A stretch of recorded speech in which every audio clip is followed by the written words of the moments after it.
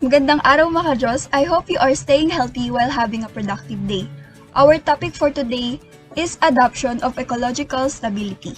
At the end of the lesson, you are expected to explain how species diverse increases the probability of adoption and survival of organisms in changing environments. In Module 7, you have learned how evolution through natural selection can result in biodiversity. In this module, you will learn how diversity can influence the stability of an ecosystem.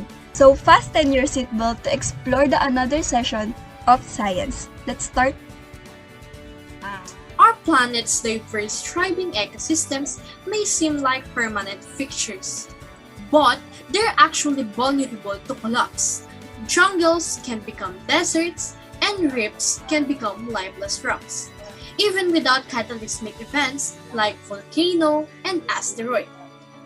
What makes one ecosystem strong and another weak in the face of change? The answer is biodiversity.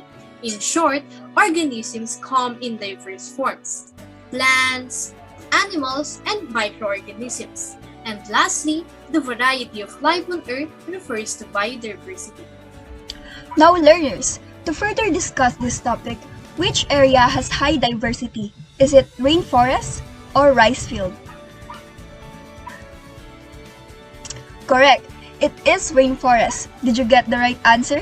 Always remember that an ecosystem with high biodiversity has various species of an organism, while an ecosystem with low biodiversity does not have various species of organism. Their products are source of food, medicine, clothing, and shelter. These organisms are important in maintaining balance in the ecosystem. Ngayon at nalaman natin ang pagkakaiba ng low at high biodiversity, tandaan ang mga organismong ito ay bahagi ng biodiversity at maaaring economically, ecologically valuable. Ang mga organismong ito ay mahalaga sa pagpapanatiling balanse ang ecosystem habang ginagampanan nila ang kanilang mga tungkulin.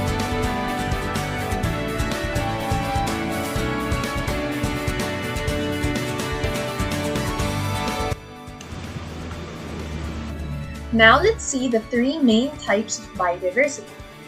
First is the genetic diversity. Refers to the various observed in the tiniest details of the genetic makeup of species. This might come too hard to understand at first, but don't worry. Genetic diversity is just how we are distinguished from one another. Just look at your fingers and notice how no two people have the exact same fingerprints. Even the identical twins have their own differences, despite their same appearance. But why is it important? Well, genetic diversity is important because it helps maintain a healthy population. It helps species to survive the negative impacts of climate change and making the survival of the fittest ring true to even more.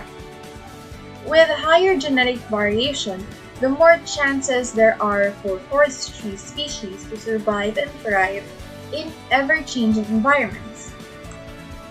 To summarize, this variation may give rise to a unique trait that may be used by the organisms to increase their adaptation to the changing environment. When genetic diversity is high, the probability of organisms adapting is also high. Now, let's move on to the next type. The species diversity is the number of species and the relative abundance of each species in the community. Take a look at the variety of mushroom collected from a particular forest. Notice how many different species are found in this area. This habitat would represent an area of a high species of diversity. As a species diversity increases, most likely the health of the ecosystem increases. And lastly, the ecological or ecosystem diversity. This is the variation in the ecosystems found in a region or the variation in the ecosystems over the whole planet. It is a measure of the variety of biotic and the biotic factors present in an ecosystem. An example is the rainforests that usually have a high ecosystem diversity, and deserts or polar regions usually have low ecosystem diversity. This type of diversity increases the probability of adaptation and survival of species in the changing environment. Species with desirable traits may tend to adopt and survive in the ecosystem. These species reproduce and continue the variation of genes to develop more desirable traits that can be used for the adaptation of offsprings. The interconnection among the organisms and abiotic factors increases diversity, which leads to greater survival of species. Many disturbances can cause changes in the ecosystem. Organism responds differently to these disturbances. Their responses determine the stability of the ecosystem. Both people and nature affect the balance of the environment and ecosystem. Ecosystems are constantly changing in small ways, like when new organisms grow in an ecosystem. Now, let's talk about stability.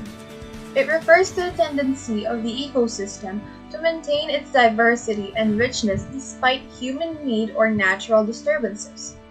There are two types of stability. First is the resistant stability, in which the organisms maintain their normal condition despite the disturbance.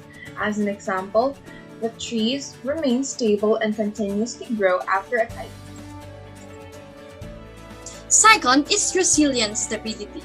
Resilient stability refers to the ability of the organisms to return to their normal conditions after a disturbance. This may be observed when trees and other plants begin to grow and proliferate in the forest copse after the raging of strong typhoons. However, if there is a wide disturbance in the forest like illegal logging, the number of trees as well as the number of other organisms relying on the trees gradually declines. These scenarios indicate that ecological stability depends on the type of community in the ecosystem and the nature of the disturbance.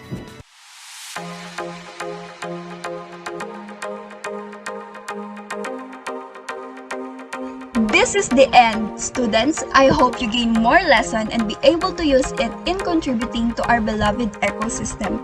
We may be all different, but the earth is what we have all in common. Bye!